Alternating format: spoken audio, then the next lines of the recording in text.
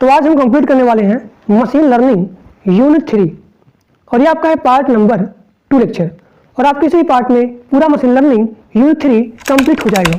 तो जिन लोग को मशीन लर्निंग यूनिट 3 का नोट चाहिए तो आपके स्क्रीन पे नंबर दिख रहा है, इसी नंबर पे आपको 20 रुपीज़ गूगल पेमेंट करना है और उस पेमेंट का स्क्रीनशॉट इसी नंबर के व्हाट्सएप भेज देना है और आपको वहीं पे नोट्स मिल जाएंगे।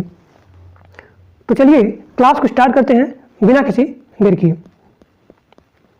देखिए ये सब आपका पूरा का पूरा कंप्लीट हो गया है। बायस थ्योरम क्या होता है, यहाँ देखिए बायस थ्योरम क्या होता है, इसके ऊपर क्वेश्चन, और यहाँ पे नाइव बेस क्लासीफायर, और यहाँ देखिए ईएम एल्गोरिथम। ये सारे क्वेश्चन बहुत इंपॉर्टेंट है। ये आपके पार्ट 1 लेक्चर में पूरा का पूरा कंप्लीट हो गया है। अब यहाँ देखिए अगला क्वेश्चन आपका है बेसियन बिलीफ नेटवर्क क्या होता है। ये आपके सेमेस्टर एग्जाम के लिए बहुत ही ज़्यादा इंपॉर्टेंट है। तो आप लिखेंगे Bayesian belief network computer technology का सबसे इंपॉर्टेंट की होता है। Bayesian belief network computer technology का सबसे मोस्ट इंपॉर्टेंट की होता है और यह जो है प्रोबेबिलिस्टिक इवेंट से जुड़ा होता है और इससे रिलेटेड प्रॉब्लम को सॉल्व करता है। तो इसीलिए आप बोलेंगे बेसियन बिलीफ नेटवर्क क्या होता है, एक प्रोबेबिलिस्टिक ग्राफिकल मॉडल होता है और यह जो है यूज करता है डायरेक्टेड एसाइक्लिक ग्राफ का यूज करता है और इसकी सहायता से सेट ऑफ वेरिएबल को और इनके कंडीशनल डिपेंडेंसी को रिप्रेजेंट करता है। एक बार फिर से सुनिए, बेसियन बिलीफ नेटवर्क एक प्रोबेबिलिस्टिक ग्राफिकल मॉडल होता है। यह जो है यूज करता है डायरेक्टेड एसाइक्लिक ग्राफ का यूज करता है जिसकी सहायता से सेट ऑफ वेरिएबल को रिप्रेजेंट करता है और इनके कंडीशनल डिपेंडेंसी को रिप्रेजेंट करता है। कौन? Bayesian belief network. और इसमें आते हैं दो ग्राफ। पहला आपका होता है डायरेक्ट एसाइक्लिक ग्राफ और दूसरा आपका होता है टेबल ऑफ कंडीशनल प्रोबेबिलिटीज। अब यहाँ देखिए यानी कि इसके दो पार्ट होते हैं। अब यहाँ दिया गया है डायरेक्टेड एसाइक्लिक ग्राफ। इसका मतलब क्या है, इस ग्राफ में जो भी इसका ग्राफ है, ये ग्राफ आपकी साइकिल के रूप में नहीं होती है, यानी कि इसका ग्राफ कैसा होता है, डायरेक्टेड होता है। अब यहाँ देखिए जो भी आपका होता है डायरेक्टेड एसाइक्लिक ग्राफ, वो साइक्लिक नहीं होता है, वो आपका डायरेक्टेड होता है। यानी कि जितने सारे वेरिएबल होते हैं उनके कंडीशनल डिपेंडेंसी को क्या करता है, शो करता है। कौन? Directed graph. यानी कि इस डायरेक्टेड एसाइक्लिक ग्राफ में एक यहाँ पे एरो होता है और यही एरो वेरिएबल के कंडीशनल डिपेंडेंसी को शो करता है। जैसे कि यहाँ पे 4 नोड हैं, ए है, बी है, सी है, डी है। अब जो यहाँ पे है डी और बी, ये दोनों क्या हैं, चाइल्ड नोड हैं। किसके? नोड ए के। डी और बी का कंडीशनल डिपेंडेंसी क्या होगा, प्रोबेबिलिटी ऑफ डी बाई ए, और इसका होगा प्रोबेबिलिटी बी बाई ए होगा। तो ये दोनों क्या हैं, ये दोनों आपके हैं कंडीशनल डिपेंडेंसी। ठीक, तो ये आपका हो गया ए पेरेंट नोड और इसका चाइल्ड हो गया डी और बी हो गया। अब यहाँ पे आप लोग देख सकते हैं जो आपका सी है, ये सी जो है ए से डायरेक्ट लिंक नहीं है। यानी कि आप लोग यहाँ पे देख सकते हैं यह जो वेरिएबल है इंडिपेंडेंट वेरिएबल है। और यहाँ देखिए डी और बी ये दोनों क्या है, डिपेंडेंट वेरिएबल है। तो इसीलिए आप लिखेंगे, यहाँ देखिए, इसीलिए इसका आप लिखेंगे अगला पॉइंट कि Bayesian belief network dependent variable को और यहाँ पे इंडिपेंडेंट वेरिएबल को और कंडीशनल डिपेंडेंसी इन सभी को शो करता है या फिर रिप्रेजेंट करता है। किसकी सहायता से? डायरेक्ट एसाइक्लिक ग्राफ की सहायता से। ठीक, और मैं बताया आपको इसके दो पार्ट होते हैं, डायरेक्ट एसाइक्लिक ग्राफ और दूसरा आपका है table of the conditional probabilities. Bayesian belief network को बोला जाता है bias network, belief network, decision network या फिर बेसियन मॉडल बोला जाता है। अब यहाँ देखिए अगला पॉइंट आप लिखेंगे कि बेसियन नेटवर्क क्या होता है, एक प्रोबेबिलिस्टिक होता है, क्योंकि इसके जो नेटवर्क होते हैं वह जो है प्रोबेबिलिस्टिक डिस्ट्रीब्यूशन से बने होते हैं या फिर इसी पे बेस होते हैं। एक बार फिर से सुनिए, बेसियन नेटवर्क क्या होता है, एक प्रोबेबिलिस्टिक होता है क्योंकि इसके जो नेटवर्क होते हैं वह जो है प्रोबेबिलिटी डिस्ट्रीब्यूशन से बने होते हैं और इसका यूज किया जाता है डिटेक्ट करने के लिए या फिर प्रेडिक्ट करने के लिए। अब यहाँ देखिए वही सारा चीज़ यहाँ पर लिखा गया है कि आपका क्या है, ए पेरेंट है, ये चाइल्ड दोनों हैं डी और बी, और इनका जो होगा यानी कि कंडीशनल डिपेंडेंसी क्या होगा, प्रोबेबिलिटी डी बाई ए होगा, इसका क्या होगा, प्रोबेबिलिटी बी बाई ए होगा। अब यहाँ देखिए बेसियन बुलियन नेटवर्क, इसके ऊपर क्वेश्चन, ये आपको क्वेश्चन आता है 10 नंबर का। अब यहाँ देखिए यहाँ पे एक हैरी है, इसने जो है अपने घर में एक अलार्म लगाया है। अगर यहाँ पे चोरी होगा या फिर यहाँ पे अर्थक्वेक आएगा तब यहाँ पे अलार्म बज जाएगा। तो हैरी जो है अपने घर में एक अलार्म को लगाया है कि जब यहाँ पे चोरी होगी तब ये अलार्म बज जाएगी। लेकिन इस अलार्म में एक सिस्टम है, अगर यहाँ पे थोड़ा सा अर्थक्वेक आता है यानी कि माइनर अर्थक्वेक आता है तब भी ये अलार्म बज जाता है। तो हैरी के यहाँ आते हैं 2 नेबर, पहले आपके होते हैं डेविड और दूसरा आपका होता है सोफिया। तो यहाँ पे इन दोनों का प्रॉब्लम ये है, यहाँ देखिए जब यहाँ पे हैरी कहीं बाहर जाता है या फिर वर्क करने जाता है तो अपने नेबर से यानी डेविड से और सोफिया से बोलता है कि अगर अलार्म बजेगा तो आप लोग मुझे कॉल कर देंगे। लेकिन यहाँ पे डेविड का प्रॉब्लम क्या है कि डेविड का जो यहाँ पे रिंगटोन है फ़ोन का वो दोनों यहाँ पे सेम होता है। यहाँ देखिए डेविड का फ़ोन रिंगटोन और उस अलार्म का टोन, यानी कि डेविड का फ़ोन रिंगटोन और अलार्म का टोन ये दोनों सेम होता है। इसीलिए हैरी यहाँ पे समझ नहीं पाता है या फिर कॉल नहीं कर पाता है। अब यहाँ पे सोफिया का प्रॉब्लम क्या है कि बहुत ही लाउड म्यूजिक सुनती है, यानी कि बहुत ही तेज करके म्यूजिक को सुनना पसंद करती है। इसीलिए वह जो है कभी कभी अलार्म की आवाज़ को सुन नहीं पाती है और इसीलिए हैरी को कॉल नहीं कर पाती है। तो यहाँ पे डेविड का और यहाँ पे सोफिया का, इन दोनों का यही प्रॉब्लम यहाँ पे आता है। तो इस प्रॉब्लम को सॉल्व करने के लिए एक फार्मूला आता है जिसे बोला जाता है ज्वाइंट डिस्ट्रीब्यूशन। यहाँ देखिए ज्वाइंट डिस्ट्रीब्यूशन। अब यहाँ देखिए इसके ऊपर क्वेश्चन दिया गया है यहाँ पे कि आप यहाँ निकालना है प्रोबेबिलिटी किसकी, अलार्म की। जब यहाँ पे अलार्म बजती है उसकी प्रोबेबिलिटी को निकालना है। लेकिन यहाँ पे क्या होता है, ना यहाँ पे चोरी होता है और ना यहाँ पे अर्थक्वेक आता है, लेकिन फिर भी डेविड और सोफिया हैरी को कॉल कर देते हैं। मेरे कहने का मतलब क्या है, यहाँ पे अलार्म है और यहाँ पे डेविड है और यहाँ पे सोफिया है। तो यहाँ पे ना ही चोरी होता है, ना ही बलगरी होता है और ना यहाँ पे अर्थक्वेक आता है, लेकिन फिर भी डेविड और सोफिया हैरी को कॉल कर देते हैं। तो आपको यहाँ निकालना है अलार्म की प्रोबेबिलिटी। ठीक, तो इस क्वेश्चन में आप यूज करेंगे कंडीशनल प्रोबेबिलिटी टेबल। और यहाँ पे आते हैं 2 पेरेंट, पहला आपका है इसमें आएंगे बलगरी और दूसरा आपका है अर्थक्वेक और दूसरा है पेरेंट अलार्म। तो यहाँ पे बलगरी और अर्थक्वेक ये दोनों हैं पेरेंट किसके, अलार्म के, और डेविड और सोफिया इन दोनों का पेरेंट है अलार्म। यानी कि जब यहाँ पे अलार्म बजेगा तब डेविड और सोफिया हैरी को कॉल करेंगे। तो यहाँ पे आएंगे 4 प्रोबेबिलिटी आएंगे। पहला आपका हो गया बी, ई हो गया, ए हो गया, डी हो गया और यहाँ पे एस हो गया। ई का मतलब बलगरी, ई का मतलब अर्थक्वेक, ए का मतलब अलार्म, डी का मतलब डेविड और एस का मतलब सोफिया। तो यहाँ देखिए ये आपका हो गया प्रोबेबिलिटीज। अब इस डायग्राम को आप लोग ध्यान से देखिए, जब यहाँ पे चोरी होगी, जब यहाँ पे अर्थक्वेक आएगा तब यहाँ पे अलार्म बजेगा। और यहाँ देखिए जब यहाँ पे अलार्म बजेगा तब डेविड और सोफिया हैरी को कॉल करेंगे। लेकिन आपको क्वेश्चन दिया गया है कि ना ही यहाँ पे चोरी होता है और ना ही यहाँ पे अर्थक्वेक आता है, लेकिन फिर भी डेविड और सोफिया हैरी को कॉल करते हैं। अब यहाँ देखिए जब यहाँ पे चोरी होगा, इसका वैल्यू दिया गया है, जब यहाँ पे चोरी होगा तभी आपका होगा ट्रू का केस, और ट्रू का वैल्यू दिया गया 0.002। यहाँ फॉल्स का, जब यहाँ पे चोरी नहीं होगा तो आपको हो गया फॉल्स, तो इसका वैल्यू दिया गया है 0.998। अब यहाँ देखिए इसी प्रकार से जब यहाँ पे अर्थक्वेक आएगी तो आपका हो गया ट्रू, जब यहाँ पे अर्थक्वेक नहीं आएगी तो आपका हो गया फॉल्स, इसका वैल्यू यहाँ पे दिया गया है। अब यहाँ देखिए सबसे पहले आप यहाँ पे निकालेंगे कंडीशनल प्रोबेबिलिटी टेबल, किसके लिए, अलार्म के लिए।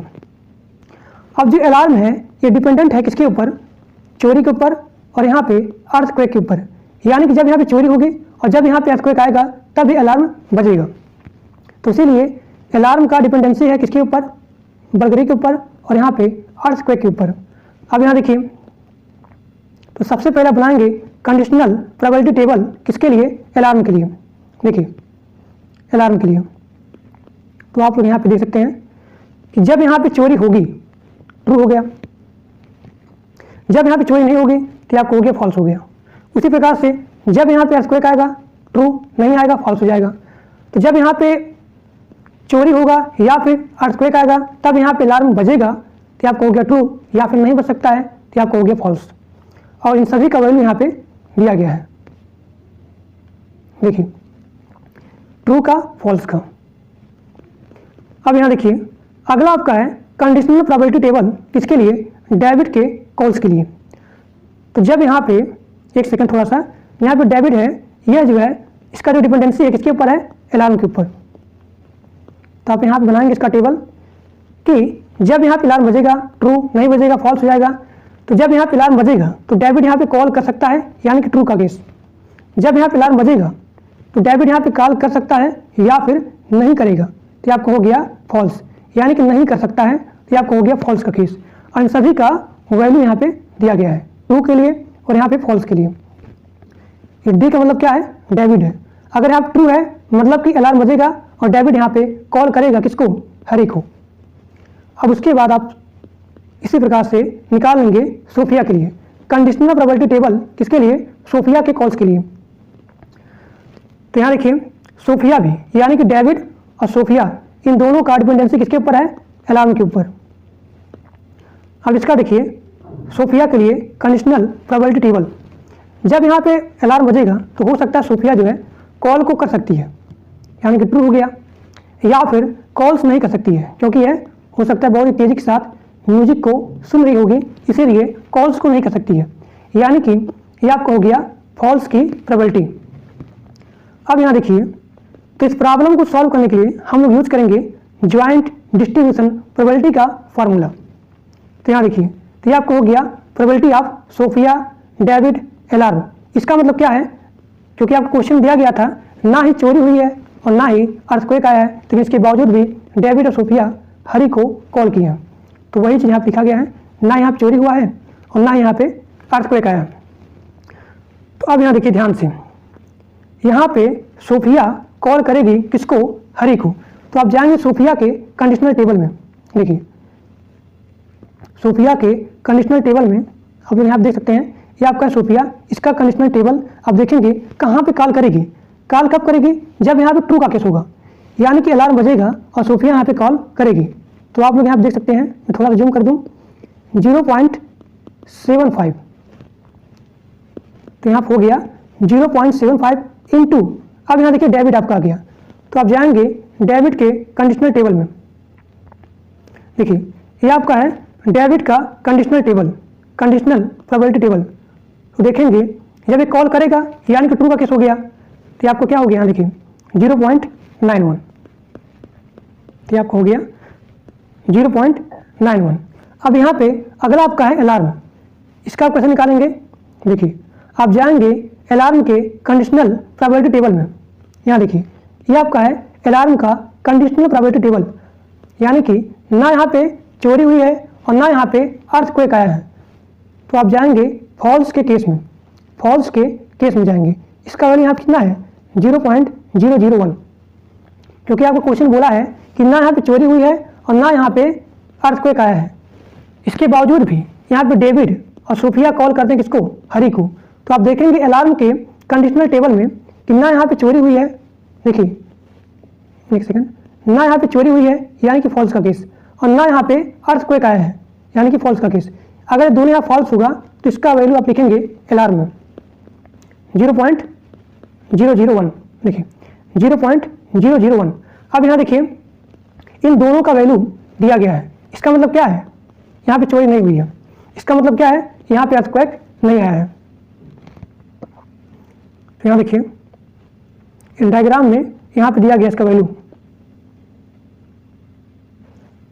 देखिए ना यहाँ पे चोरी हुई है, अगर यहाँ पे चोरी नहीं होगी ये आपका हो जाएगा फॉल्स का केस। अगर यहाँ पे अर्थक्वेक नहीं आएगा यानी कि ये आपका हो जाएगा फॉल्स का केस। तो आप यहाँ देखेंगे अगर यहाँ पे चोरी नहीं होगा यानी कि आपको हो जाएगा फॉल्स का केस। तो यहाँ दिया गया फॉल्स की वैल्यू 0.998। अगर यहाँ पे अर्थक्वेक नहीं आएगा तो आपका हो जाएगा फॉल्स का केस। तो आप लोग यहाँ पे देख सकते हैं इसका जो वैल्यू है 0.999 है। तो आप यहाँ पे इसका मल्टीप्लाई करेंगे, देखिए 0.998 इंटू 0.999। अब इन सभी का मल्टीप्लाई करेंगे तो आपके सामने यहाँ पे आंसर आ जाएगा। ठीक, अब यहाँ देखिए अगला क्वेश्चन जो कि आपके सेमेस्टर एग्जाम के लिए बहुत ही इंपॉर्टेंट है, वो है बायस ऑप्टिमल क्लासीफायर क्या होता है। तो आप लोग यहाँ पे देख सकते हैं, यहाँ पे यूज है किसका, बायस शब्द का। तो यहाँ पे बायस शब्द का इसलिए यूज किया गया है क्योंकि बायस ऑप्टिमल क्लासीफायर यह जो है बेस होता है बायस थ्योरम पे, इसीलिए इसमें जो है बायस शब्द का यूज किया गया है या फिर बायस वर्ड का यूज किया गया है। अब बायस ऑप्टिमल क्लासीफायर एक प्रोबेबिलिस्टिक मॉडल होता है।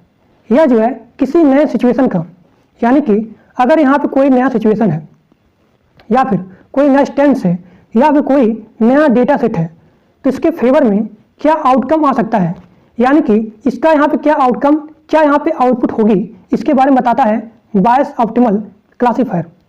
तो आप लिखेंगे बायस ऑप्टिमल क्लासीफायर एक प्रोबेबिलिस्टिक मॉडल होता है और यह जो है किसी नए सिचुएशन का या फिर किसी नए स्टेंस का या फिर किसी नए डेटा सेट का आउटकम क्या होगा इसके बारे में प्रेडिक्ट करता है बायस ऑप्टिमल क्लासीफायर। ठीक, और यह जो बेस होता है बायस थ्योरम पे, इसीलिए यहाँ पे बायस शब्द का या फिर बायस वर्ड का यूज किया गया है। और यहाँ देखिए बायस ऑप्टिमल क्लासीफायर यह जो बेस होता है MAP पे, यानी कि मैक्सिमम ए पोस्टेरिटी पे बेस होता है। अब यहाँ देखिए मैप क्या होता है, इसका फुल फॉर्म होता है मैक्सिमम पोस्टेरिटी। मैप की वैल्यू को कैसे फाइंड करेंगे, जिस पोस्टेरिटी का प्रोबेबिलिटी सबसे ज़्यादा होगा तो वही आपका वैल्यू होगा मैप का। अब यहाँ देखिए यहाँ जो पोस्टेरिटी है, तो मैंने आपको बताया था बायस थ्योरम के बारे में, जैसे कि आपका था प्रोबेबिलिटी ऑफ x/y, तो क्या है, पोस्टेरिटी है। तो जिस पोस्टेरिटी की प्रोबेबिलिटी सबसे ज़्यादा होगी वही आपका वैल्यू होगा मैप का। तो आप लोग यहाँ पे देख सकते हैं, यहाँ पे है 3 हाइपोथेसिस दिया गया है, 3 हाइपोथेसिस दिया गया है। पहला आपका H1, इसका वैल्यू है 0.4, H2 का वैल्यू है 0.3 और यहाँ पे H3 का वैल्यू है 0.3। तो आप लोग यहाँ पे देख सकते हैं जो हाइपोथेसिस है इसके जो पोस्टीरियर प्रोबेबिलिटी है वो सबसे ज़्यादा है। तो आप लिखेंगे कि H1 आएगा मैप हाइपोथेसिस के अंडर में आएगा, मैप हाइपोथेसिस के अंडर में आएगा। तो जो यहाँ दिया गया है दशमलव के इधर, यानी कि 0.4, 0.3, 0.3, तो क्या है, ये आपका है पोस्टीरियर प्रोबेबिलिटी। तो जिसकी पोस्टीरियर प्रोबेबिलिटी सबसे ज़्यादा होगी वही आपका वैल्यू होगा मैप का। अब यहाँ देखिए यहाँ पे क्वेश्चन दिया गया है कि कोई यहाँ पे न्यू स्टेंस है या फिर कोई नया डेटा सेट है या फिर कोई यहाँ पे नया सिचुएशन है। तो यहाँ पे न्यू स्टेंस x है और इसको यहाँ पे क्लासीफाई करना है। तो यहाँ पे 3 है हाइपोथेसिस, H1 है, H2 है और यहाँ पे H3 है। तो H1 जो है इस नए स्टेंस को क्लासीफाई कर रहा है पॉजिटिव में, यानी कि आपको हो गया पॉजिटिव। और H2 H3, तो यहाँ पे हाइपोथेसिस H2 है और यहाँ पे हाइपोथेसिस H3 है, यह जो है नए स्टेंस को क्लासीफाई कर रहा है नेगेटिव में। तो आपको यहाँ पे इस फार्मूले का यूज करके निकालना है या फिर उस नए स्टेंस को आपको क्लासीफाई करना है। तो यहाँ देखिए यहाँ जो H1 है क्या है 0.4। तो H1 जो है यह जो क्लासीफाई कर रहा है पॉजिटिव में, ये दोनों यहाँ पे क्लासीफाई कर रहे हैं नेगेटिव में, यानी कि इन दोनों का वैल्यू कितना होगा, -0.6 होगा।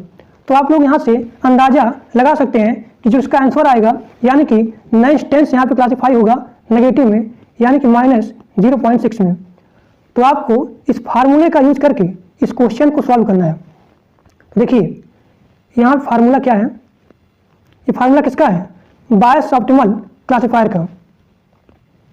तो मैंने क्या बताया था कि बायस ऑप्टिमल क्लासीफायर एक प्रोबेबिलिस्टिक मॉडल होता है जो कि नए सिचुएशन को प्रेडिक्ट करता है, उसके आउटकम को। तो यहाँ पे नया सिचुएशन दिया गया है, इसके आउटकम को आपको यहाँ पे प्रेडिक्ट करना है। तो इस फार्मूले का आप यहाँ पे यूज करेंगे, प्रोबेबिलिटी ऑफ Vj/d, और यहाँ दिया गया equal to Hi belong to H, probability of Vj/Hi, फिर यहाँ प्रोबेबिलिटी ऑफ Hi/d। अब यहाँ पे d क्या है, d का मतलब है डेटा सेट, और जो यहाँ पे Vj लिखा गया है ये क्या है, वैल्यू है।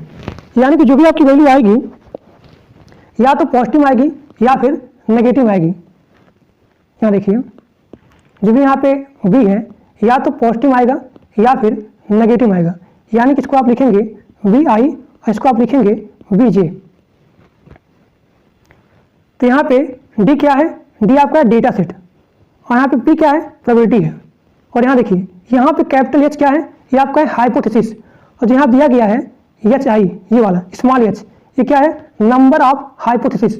जैसे कि एक डेटा सेट में यहाँ पे हैं 3 हाइपोथेसिस H1, H2, H3, तो आप यहाँ देखेंगे कि यहाँ पे 3 है हाइपोथेसिस, तो इसके नंबर को बताता है स्मॉल h ये।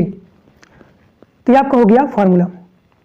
ये क्या है कि यहाँ पे मैंने बताया था आपको इसमें कि जिसकी यहाँ पे प्रोबेबिलिटी, पोस्टीरियर प्रोबेबिलिटी सबसे ज़्यादा आएगी वही आपका होगा मैप का वैल्यू होगा, और उसी के द्वारा आप नेक्स्ट टेंस को क्लासीफाई करोगे। तो वही चीज़ यहाँ पे लिखा गया है।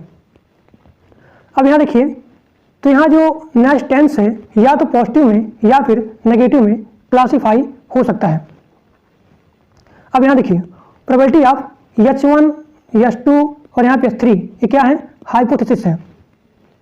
अब यहाँ देखिए प्रोबेबिलिटी ऑफ H1/D इसकी वैल्यू कितनी है, 0.4, इसकी वैल्यू कितनी है, 0.3, और यहाँ पे प्रोबेबिलिटी ऑफ H3/D इसकी वैल्यू कितनी है, 0.3।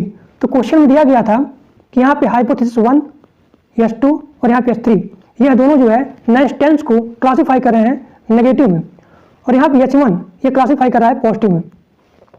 तो इसका यहाँ पे वैल्यू हो जाएगा, देखिए इसका जो नेगेटिव होगा H1 का कितना होगा, 0 होगा, और यह जो है उस नेक्स्ट टेंस को क्लासीफाई कर रहा है पॉजिटिव में, तो आप लिखेंगे इसका जो पॉजिटिव वैल्यू हो जाएगा 1 हो जाएगा, क्योंकि उस नेक्स्ट टेंस को पॉजिटिव में क्लासीफाई कर रहा है। अब यहाँ देखिए H2, H3 यह जो है नेक्स्ट टेंस को क्लासीफाई कर रहे हैं नेगेटिव में, यानी कि इन दोनों का नेगेटिव वैल्यू हो जाएगा 1, 1 और पॉजिटिव हो जाएगा 0, 0, 0, 0। ठीक।